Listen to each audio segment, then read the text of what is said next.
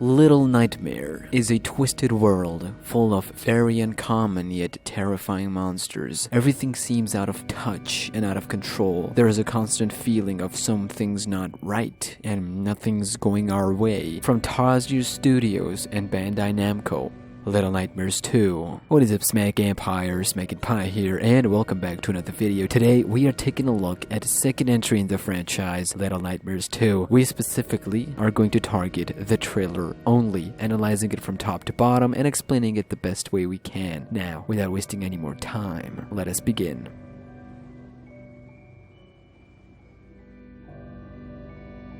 It came as quite surprising for us fans that this game was even a thing to begin with at Gamescom, let alone a new protagonist. After experimenting with a couple of DLCs, Tarsier Studios must have felt confident to pass the torch to a different character. 6 was the main protagonist of original Little Nightmares, and other DLCs explored the same story, but for different characters in the same place in same universe. The new and the only trailer for Little Nightmares 2 showed us that we'll be playing as a new character, but 6 will still be with us, although this time she will be assisting us, being our partner. In one of the DLCs, we came so close to meeting 6. That would have been a totally different interaction, but this time we get to see not only 6 with a different character, but being on quest with that character. That character's name is Mono, a little kid who wears paper bag, kind of what you see from grocery stores. We will be playing as Mono, and 6 will be our partner in the entirety of the story. It is unknown whether this game is a sequel or a prequel. However, from what we can understand, it is a mashup of both. It seems to be sequel, yet game presents some parts that has prequel elements, especially the opening part of the story. Maybe this game cuts 6's story into two halves and we play both sequels and prequel part of the game. Coming to that in just a second. Also, the big point to know now is that we may not have powers anymore, which suggests that either that power, the supernatural one, had limits on the Maw ship only, or the story is suggesting to be prequel way before we end up in that ship and those weird people. However,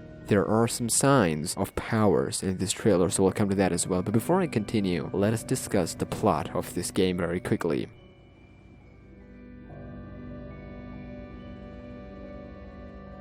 Now, there has been some very interesting stuff we learned after the trailer. Unlike the first game, where we had no clue where we're going, we just wanted to escape, this time there seems to be a purpose. I would like to start out by these monitors. The trailer showed way too many of them, which sounds to me that these are no ordinary monitors. I've discussed Maw earlier, their story of first game. This is another story of Maw. This time, them controlling people through waves that monitors produce. Inside, another game that showed how messed up a world like that could be and how government were controlling people. This, Little Nightmares, take it to another level, because there ain't no government here, but there is this signal tower that the devs mentioned at Gamescom. The story is much more expanded. Bigger places, large-scale towns, massive place to roam around, which means more enemies, which we'll come to in just a second. Now you might be wondering, how do I know all this? Well, it is obvious. In one of the frames from the trailer, we see a very important part in their hideout room. There is a drawing on the wall that shows Signal Tower, most specifically how it is transmitting the signals to the entire city to, you guessed it, control the people. No wonder there aren't any sane person in the town anymore. But Mono and 6 seems different, like they can't be affected by it. At the end of the trailer, we see Mono interacting with one said monitor whilst it is running and transmitting waves. So either Mono and 6 are immune, which means this is after their first story, them escaping the ship, just that 6 powers aren't working on people here, since, you know, this is a different town, and not to mention the signals and wavelengths that kind of get into the way of supernatural elements from 6, or rather they are immune, indeed. Because if they are immune, and you might be wondering how did Mono got that power then? Well, when I say that this game could be between sequel and prequel, like half of it happens before we wake up in the ship and half of it after we escape it, yeah, we don't know about other kids, if they survived, but 6 did, and those other monsters weren't exactly humans either. Maybe they were the people who became how they are after being successfully hypnotized in this game and controlled by the tower, of course, both mentally and physically, hence their shapes is unexplainable. Something a child would see in a dream, nightmare. Who knows, after getting hypnotized by the government or that entity, Maw took those controlled and hypnotized people in the ship, and then first game happened. The quest is of course to navigate through the city and get to the signal tower to stop this once and for all. I doubt it'll happen, but hey, 6 did it before, who's to stop her do it again? During all of this, we'll face many enemies in many different places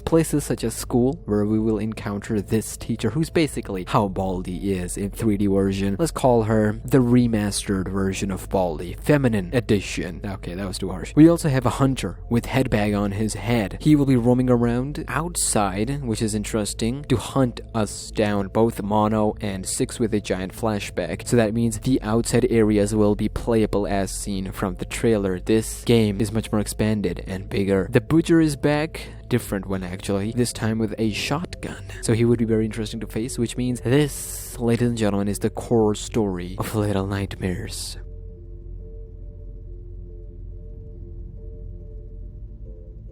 So, since we're talking about story and everything, let us discuss the gameplay real quick. Firstly, as we know, Mono and 6 will be working together. However, it is confirmed that we won't be playing as 6 at all. Rather, she will be an ally and an AI who would sometimes, depending on the situation itself, either help us or take the lead. Devs said they have found the balance between 6 helping us when we need while we're doing whatever we're doing, and 6 taking the lead, basically taking matters into her own hands when she knows this isn't for Mono. So Mono is not dependent on 6 all the time, and 6 also taking orders or taking the lead all the time either. So that would be your gameplay. Puzzles will be solved together by them teaming up and doing together. Enemies will be fought together. And speaking of enemies, remember when I talked about school? Yeah, there are these kids, students with that haircut. Oh my god, that haircut. I am guilty of it myself. Anyways, those will be few of many enemies we'll have to encounter. There are a couple of locations where we learned some really fascinating things